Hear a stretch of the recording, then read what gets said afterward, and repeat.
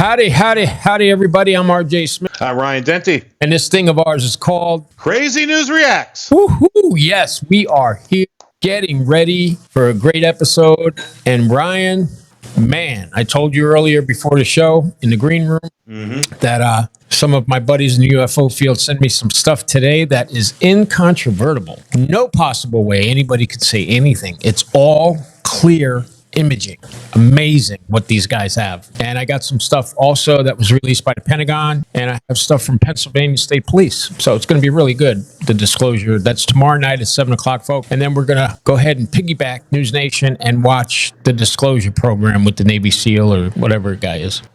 What's going on with you, Ryan? Oh, not too much, man. Just went to the store, got some groceries, and I got some food in the oven, and I did some videos for us. So there's a couple new videos out from last night's show. Yeah, those clips are great that are up on YouTube right now. Yep, and for the past 10 minutes or so, I've been listening to you. Well, there you go. There you go. Which is not a bad thing. I can't wait to see what you got for us. We got a good show tonight. It's about the world's skinniest people, ladies and gentlemen. And you ain't going to find this anywhere else. This is where you find all the crazy nonsense. We'll never bullshit you. It's always, what? Truth, common sense, and logic. That's right. No lies, no spin, no bullshit. There you go. As it says right here, world's skinniest people. We're going to get right into it. Start with the breaking news, which is fucking phenomenal. Hold on. Here we go, Ryan. Ladies and gentlemen, just if you haven't heard, breaking just today, TikTok was shut down by the Supreme Court. I'm going to play it for you right now. Have a ruling from the U.S. Supreme Court on the popular app known as TikTok. The Supreme Court upholds the law that was passed by Congress in a bipartisan manner, signed into law by Joe Biden last April, to find a new buyer within 270 days. The Supreme Court has now ruled that that law stands. What happens to the app, however, is a wide open question. And this was a pretty momentous discussion. And in fact, we just heard from President-elect Trump through Truth Social that he spoke to President Xi this morning, of course, the president of China, which owns the TikTok app. And this did come up. We don't know what was discussed, but it did come up. Shannon Bream is our Fox News Sunday anchor and chief legal correspondent. She's been on standby as we waited for this to come out. To me, this makes sense, Shannon. The Congress passed a bipartisan law. The president of the United States signed it. It was going forward. TikTok tried to challenge, and now they have been denied.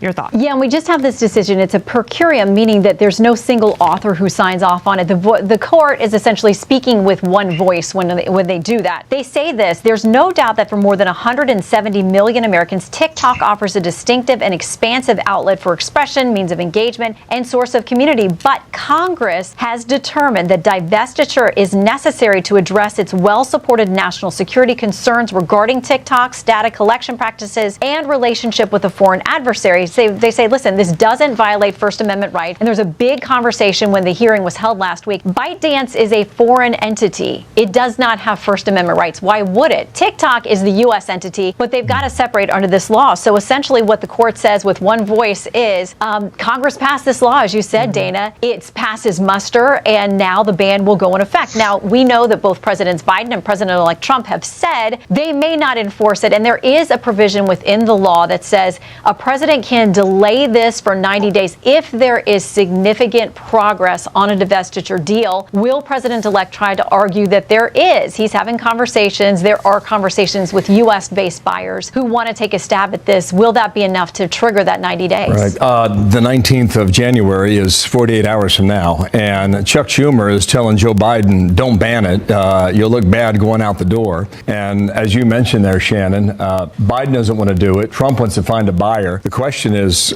Dana, whether or not you can find a buyer that has no connection to the CCP in China. TikTok likes to say we're headquartered out of Singapore, but ByteDance is clearly a Chinese company, Dana. And could I just add something to that, Shannon?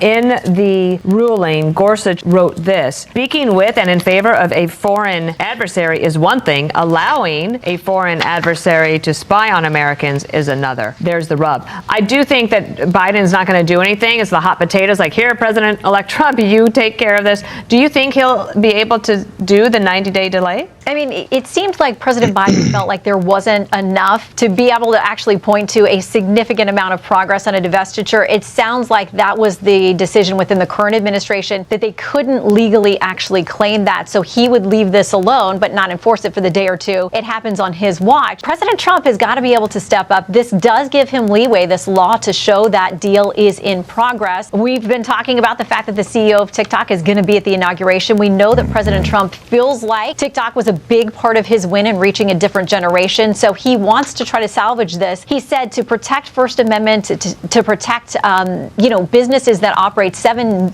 million of them on TikTok and maybe more. But he also understands the national security interest. And the Justice Department has argued, listen, they're collecting all kinds of information, not only about you, but contacts potentially that you have through your devices as well, even things like private messages. And there was a lot of conversation among the justices at the arguments last week saying, that shit is crazy. Teenagers, even if you put a warning on this, are probably going to still be happy to use it. But what about 10, 15 years from now, they are members of the military or in an elected position or in some other position of influence? Could this data be used for blackmail operations? So there are a lot of weighty things. That's a great point. But President Trump is asking, at least for that pause. We'll see if he does the formal 90 days when it's on his watch starting Monday. Wow, that's amazing. I told you it was the spyware, and the Supreme Court agrees. So that's pretty much it for TikTok, guys, unless Elon Musk buys it, but that's a rumor right now. That's crazy. I feel sorry for the people that actually make a living with TikTok. Yep. Is there an alternative to TikTok that people can use?